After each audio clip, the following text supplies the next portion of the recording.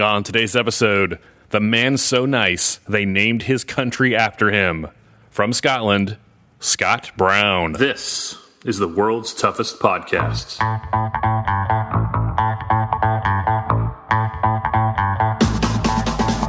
Welcome to the world's toughest podcast, where we talk about any obstacle course race you'd like, as long as that's world's toughest mudder.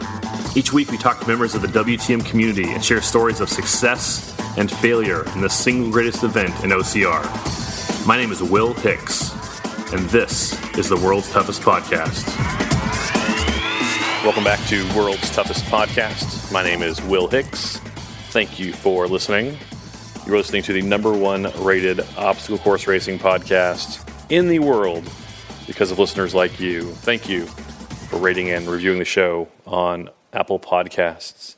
On today's show, Scott Brown. Scott is from Scotland, and he has had some strong results at World's Toughest Mudder in the past, and I think he might be one of the guys that can mix it up, especially as the weather looks miserable for this weekend. I said this last year, and someone reminded me of it recently, that the worst conditions give you the best stories. So if you're going to be there this weekend with me and with everybody else, it's going to be terrible. And if you're not going to be there, I feel sorry that you're going to miss it.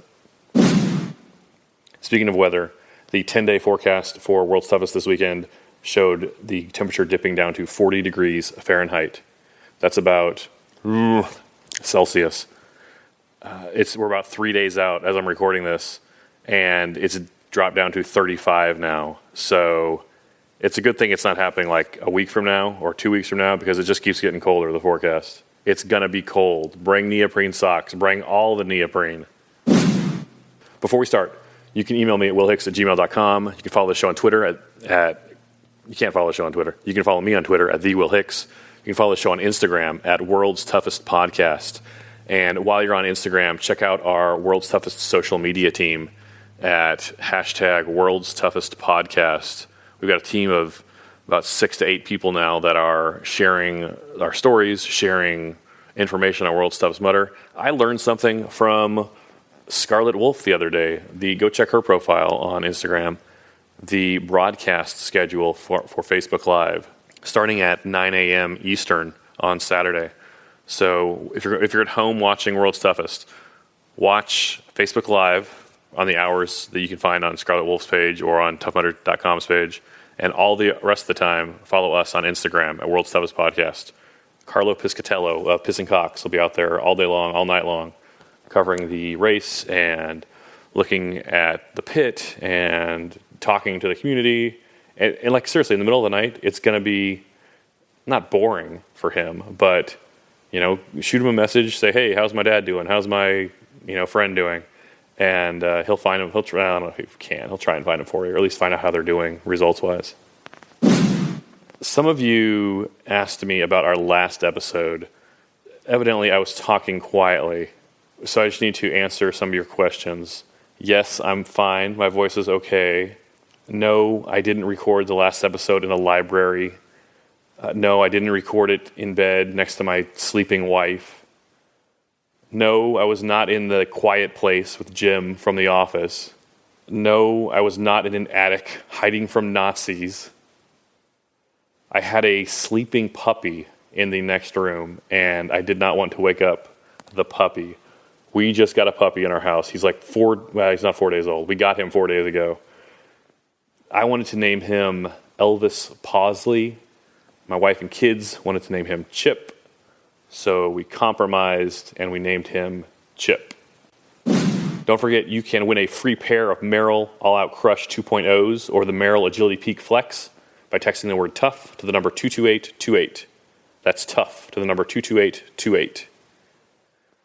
You can be featured on the show by leaving a review for the show on Apple Podcasts or Amazon.com. Just search for World's Toughest Podcast, click our logo, and then scroll down to write a review. And last thing, before we talk with Scott Brown, be sure to check out the OCRreport.com. We just put up a new article about hypothermia written by Molly Kenneth. She's a certified nurse practitioner, an active member of the World's Toughest community, and it's a great article. We're going to talk with her about hypothermia in the next day or so. But if you want to get a sneak preview, and you know what, some people don't do podcasts. If you're listening to this, obviously you're on board. But if you have friends that are going that need to know about hypothermia, shoot them a copy of the link. It's theocrreport.com. It's time to talk with Scott Brown. Let's go to the phones. Scott Brown, thanks for joining the show. How are you doing? Okay. Good. Hey, Scott, thanks for joining. This is the first time we've talked, and we're kind of introducing you to the U.S. audience. You placed fifth place in 2015 at World's Toughest Mudder with 80 miles. Tell me about that. Yeah. That was my last thing. I've been to World's Toughest Mudder, and I basically trained pretty hard on the run-up, and I think having been to World's Toughest Mudder before, knowing that that's a kind of distance and a kind of event I like to do, I felt as if I had a bit of point to prove, not really just to myself, because I had injuries and stuff before, just at that time of the year, so they would never really let me do my best. So yeah, I went out and I was pretty quietly confident that I was reading a lot of posts from sort of idols that I had, and actually, obviously, Ryan just does his work, Ryan Atkins and stuff like that. They just do their work and their success do the talking. But like, there's a lot of other guys I looked up to, like Pack and all that, that were saying they were going to do this and do that, and I just stayed under the radar and just I had a pretty good run. And a few years before that, you actually suffered an injury in 2013. Tell me about the injury at World's Toughest. Yeah, 2012 was my first year. I placed 10th overall, so I was pretty cool with that, because I wasn't actually going to race. I was just read a lot about World's Toughest Mudder magazine, and I thought, and I just seen all the New Jersey kind of ice, cold, I thought that just looked like somewhere that you can just test yourself, for a good 24 hours. So yeah, 2013, I went back, knowing that I had a good place the year before, and I was actually sitting third behind Ryan McGinn, who was winning, and he was out in front, and Ryan was second, and I was behind him.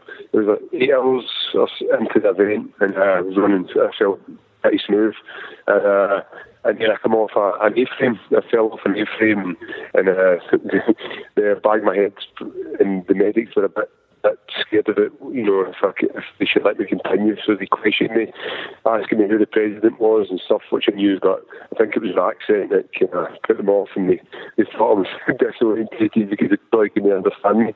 But so they wouldn't let me continue, and I had to walk the course supporting one of my friends, JP, which was good, but I was just pretty peed off that I never got the race.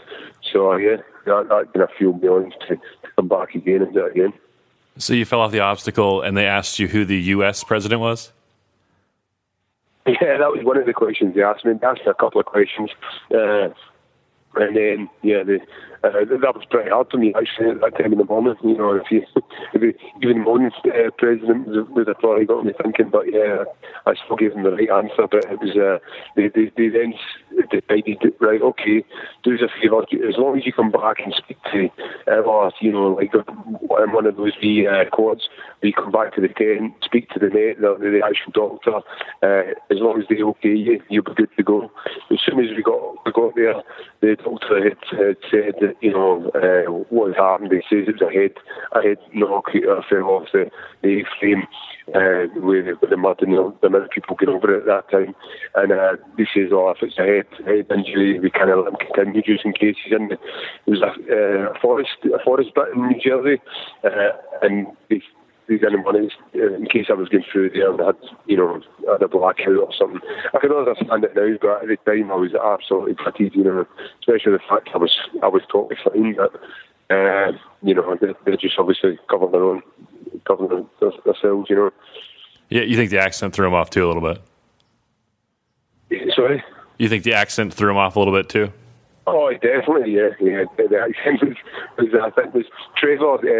Trevor is a friend of mine, and he's always has Tough Mudder champion as well. He jokes about it just recently. He says, just whatever happens, if you happen to, speak to, come through at the end of your lap, just don't speak to the medic till they'll probably DQ you, thinking that you're disorientated or something like that. So we had a bit of fun with that. So yeah, I'll just try and keep quiet and just get on with it. But yeah, that's pretty funny. Bad luck, I think.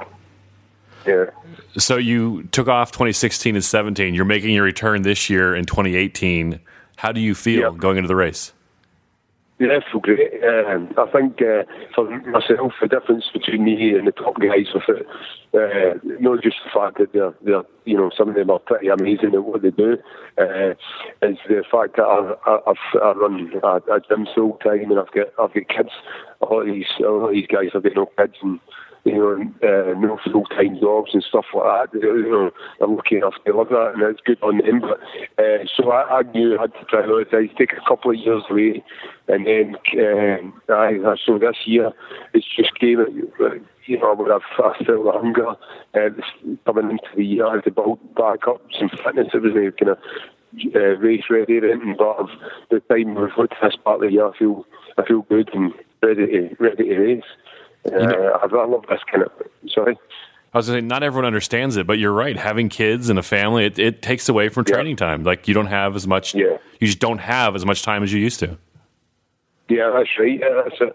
So I had to just take some time and put that time into the family and business and stuff as well. And so I've had that time, and then I got the all clear for the wife as well, and she's happy and she knows that it's something that I need as well. So yeah, I'm looking forward to getting back at it and just knuckling down and just it's people, it's a totally different event. It's not just fitness. Fitness will get you.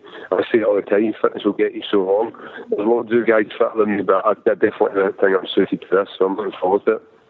That's a good point too. It's important to have your wife on board because if it's not happy at home, then you can't focus on the training. Definitely, yeah.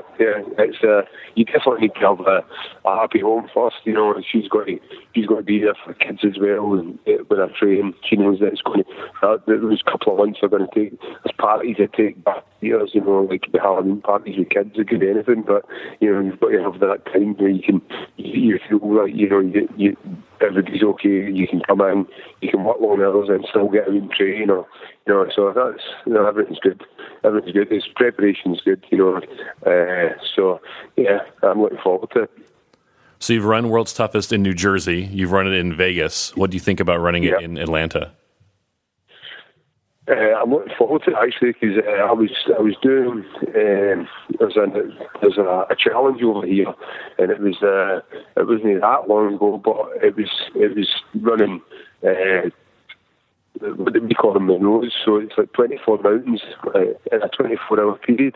So that beat up my feet pretty bad. So I had to when I finished that, it was good training right enough, but when I finished that, I had to switch to grass and like in soft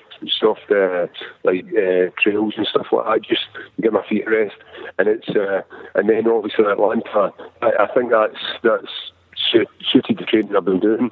So it's I'm looking forward to that. It's kind of a good change. I'm not really too fussed about the weather. I see a lot of posts and stuff about people getting worried about what the weather's going to be like and stuff. I'm not too worried about that. I think you just got to be prepared for anything. I think it's just as much a concern about what Tough Mudder's going to throw at you. So just go with it. I think the most important thing, even for people listening, and that is just be prepared for anything. And as long as you've got that stuff.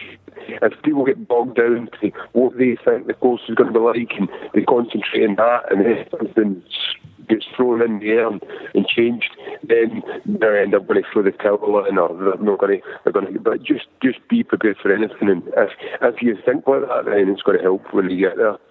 Do you pay attention to the map, like the puzzle pieces and the map release and all that, or do you just kind of You're ready for anything and you just show up. No, I don't follow that.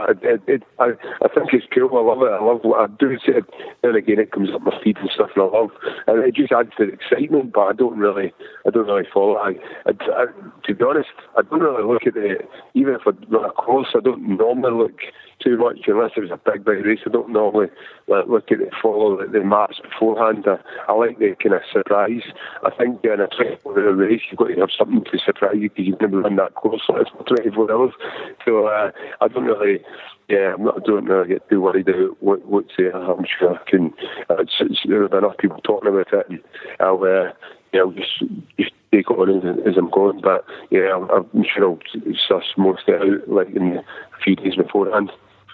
This year, I ran a race in Germany, and I was surprised by how the jet lag kind of beat me up and affected my race. How do you deal with that coming over from Scotland to the U.S.? Yeah, I think you have to nail the head. I think that it's usually when you're coming from the US to Europe, because any time I've been over there, I've been fine, but it's coming back, I usually suffer.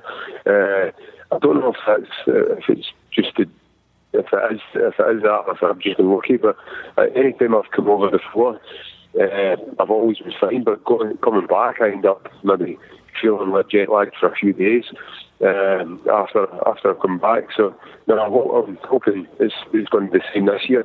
So I've not really needed to do anything, but I made a shoot before, and they say coming back as well. So I've got a few days after that end, so I'm not too worried about once I go home. I've got time to rest and things when I get back. So hopefully it doesn't affect me. Do you have any advice for any of the other international racers coming into the U.S.? Anything they should know about or think about that they might not know already? About just anything like the travel or something for me in Germany was I was surprised the food, the nutrition. Like I have race nutrition that I usually buy at a local grocery store. Yeah. I couldn't find any of my usual stuff, and it was surprising. I was like, I should have brought it with me. Yeah, that's a good one as well. And up until 2015, I had no dramas at all. I've actually had things like, you keep nutrition things, whether it's tailwinds or anything. And I also had a few gels that I like to use. I don't like to experiment in gels before I go. So there was things, and I never had a problem bringing them over. But I've not actually travelled across for this race since then. So I've heard they've tightened up an awful lot, so it's an interesting one. So if they are, then hopefully I can find that when I get there. But I'm going to attempt to bring that stuff anyway, and if hopefully I don't have any dramas bringing it. I think, I can't really think. I think a lot of the stuff, the community's great. They cover this stuff as it is. I'm pretty sure there's nothing that I can think of now that's not been brought up before. Just try and have as much kit, as you can, different layers and stuff like that, and if you've got spares and things like that, just bring it, because we don't know what the course is going to be like. And as for nutrition, don't worry. I think for myself, I don't really worry too much, because I know that I've done enough events now to know that I'll never know what I feel like, nutrition wise. It's already telling I'm going to have this in lap 2, this in lap 3 or 4 or 5, whatever. But when you're actually running out there, there's things that you just can't kind of stomach. So you've just got to make sure that whatever it is you're taking on, you're just taking on. You're forcing yourself to take a bit of time and eat. And you're not thinking a few minutes and stuff like that, saving a few minutes, because you could suffer later on for the sake of you could suffer the hours, so just take time and get food into you and get the nutrition, stay hydrated. Scott, do you have any sponsors or anything you'd like to plug? Yeah, well, just I own a gym, so it's basically self-sponsored. I was sponsored gratefully before by a car company over in Scotland, Car Select, and then also Hill House Quarry. But this year, I'm sort of self-sponsored by my gym, Scott Brown Fitness, the next Hill Gym, and also Colt Tough as well. Jim Campbell. He's obviously a bit of a legend in Tough Mudder, but he kindly asked me onto the team. So I accepted that leading up to this. So yes, I'm not in the calibre of Ryan and John and Trev and stuff like that, but I think he was I like the guys to be with an event like this. So yeah, I was for that. So yeah, to help the team go tough and team SBS this year. Scott, how can people find you on social media? Just on Facebook or Instagram. Also my SBF Mixed Level Gym page. So best on Facebook or Instagram. Scott, any last thoughts on World's Toughest Mudder? No, good luck to everyone taking part. And like Sean says, you just give it your best, and that's all you can do. Just don't. People talk about that kind of stuff all year round, and I know some of them get a lot more tuned into it than I do, and they've been posting to halfway through the year. So if that's the case, then it means that much to you. Just make sure you leave everything out there, and you don't waste time and come back thinking you could have done better. I'm a great believer in no excuses. So don't use any excuses at the course or this or that. Just give it everything you've got, and then just be happy with your result. That's what I intend to do. Scott Brown, thanks much. No, you're welcome. Cheers. Thank you.